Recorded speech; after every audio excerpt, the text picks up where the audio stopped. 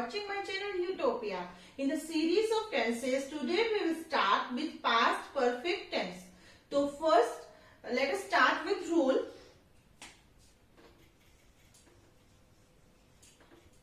Subject, had, V3, object.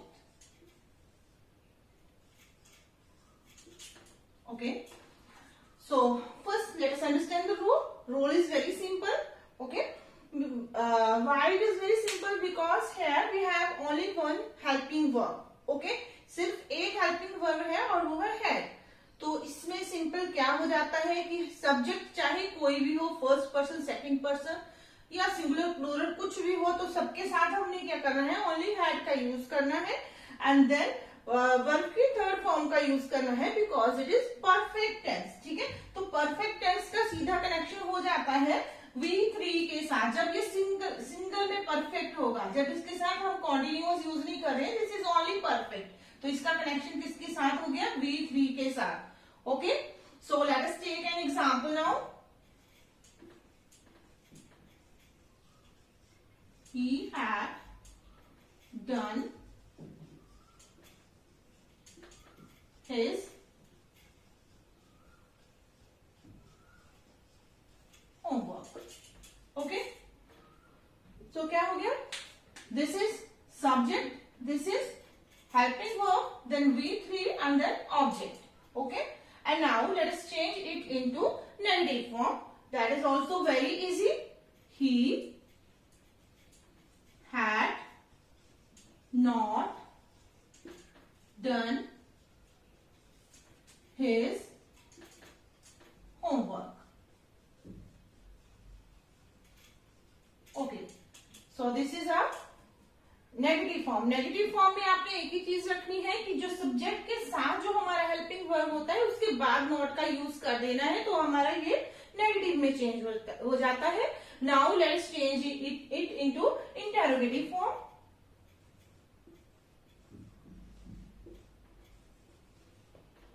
Had he done his homework. Okay. And now this is question mark, interrogative form of the sentence. Okay.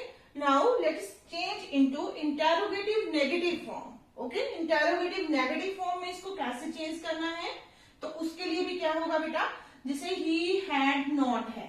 ठीक है. तो just सिर्फ had ही हमारा, ये सिर्फ first जो है हेल्पिंग वर्ब है, यही हमारा सब्जेक्ट से इस साइड को आएगा. Had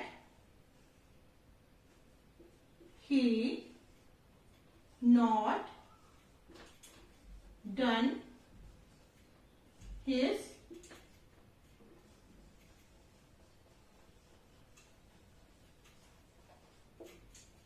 had he not done his homework. तो ये क्या हो गया हमारा, इंटेरोगेटिव नेगेटिव फॉर्म होगी.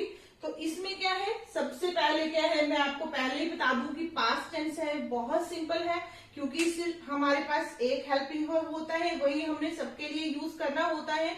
और दूसरी बात है कि परफेक्ट टेंस है. परफेक्ट टेंस है तो हैड का यूज होगा, हैड के साथ क्या आएगी, third form of the verb आएगी. ओके. और उसके बाद जो है, चाहे ये सब्जेक्ट, जैसे यहाँ पे सब्जेक्ट सिंगुलर है, अगर ये सब्जेक्ट प्लूरल होता, चाहे ये प्लूरल होता, तो भी क्या होता, तो भी इसमें क्या होता, हैड का यूज होता. ठीक है. फर्स्ट पर्सन होता, I had, you had, they had, सबके साथ हैड का यूज होगा और third form of the verb use होगी. So in this way this tense is very very simple. Past perfect continuous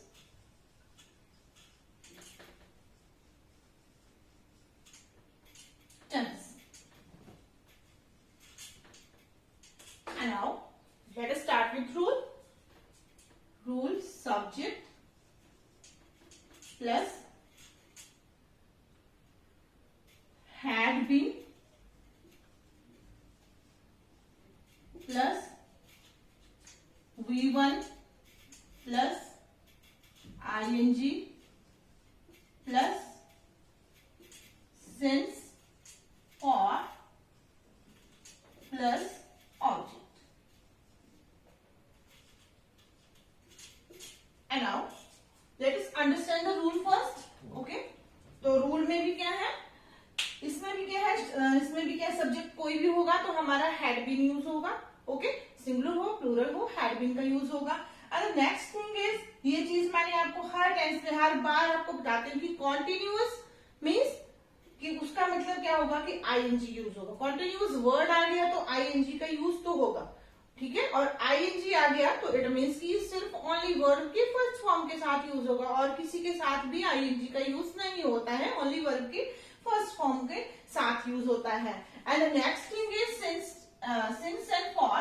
तो सिंस और फॉर का कॉन्सेप्ट जो है मैंने आपको प्रेजेंट परफेक्ट कॉन्टिन्यूअस टेंस में बहुत अच्छे से क्लियर किया हुआ है। That since will use with point of time and for will use with period of time.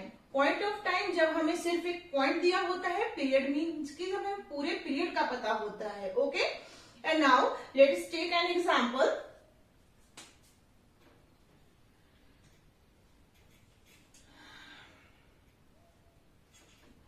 He had been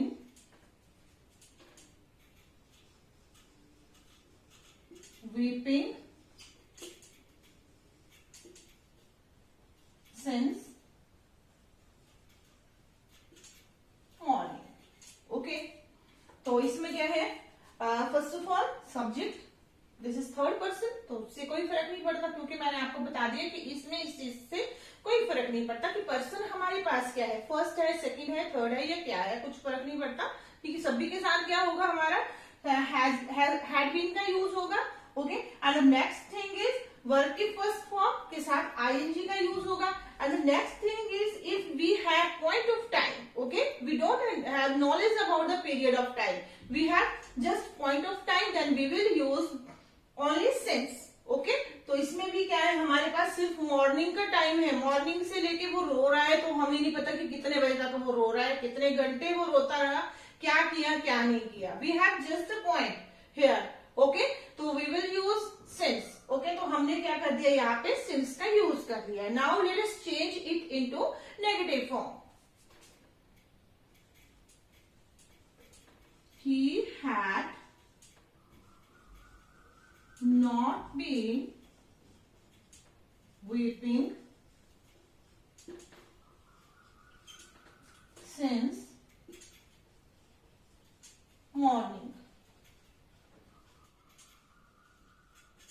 Okay, now this is the negative form. तो मैंने आपको ये पहले ही बताया है कि जब भी नेगेटिव में चेंज करना है तो हमने सिर्फ फर्स्ट वाले, even we have helping verb here had been, लेकिन हमने ऐसे नहीं करना है कि हैड बीन नॉट का यूज करना है। ओके, तो हमने क्या करना है, हैड नॉट बीन का यूज करना है, मतलब कि पहले जो हमारा जस्ट सब्जेक्ट के जस्ट बाद जो हेल्पिंग वर्ब है उसके साथ ही हमने नॉट का यूज कर देना है।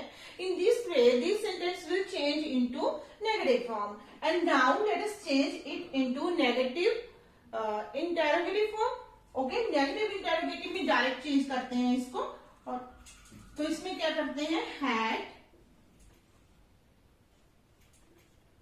ही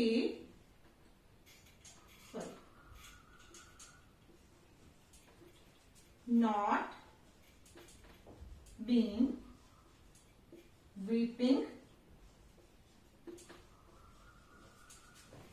since morning। तो ये क्या हो गया, हमारा नेगेटिव इंटेरोगेटिव फॉर्म होगी। ओके, कैसे की क्या है हमने, ये मैंने डायरेक्ट में आपको नेगेटिव इंटेरोगेटिव क्यों बताया, ताकि आपको ये क्लियर हो जाए कि अगर हमें नेगेटिव इंटेरोगेटिव बनाना है तो भी क्या करना है, हमने जस्ट एक ही हैड ही इस साइड को लेके आना है, बाकी नॉट और विन को एज इट इज जैसे था उसको वैसे ही रहने देना है, उसको बिल्कुल भी हम टच नहीं करेंगे। ओके, सब्जेक्ट से पहले सिर्फ क्या आएगा, हैड आएगा। सो और बाकी whole sentence will remain same. Okay, there will be no change.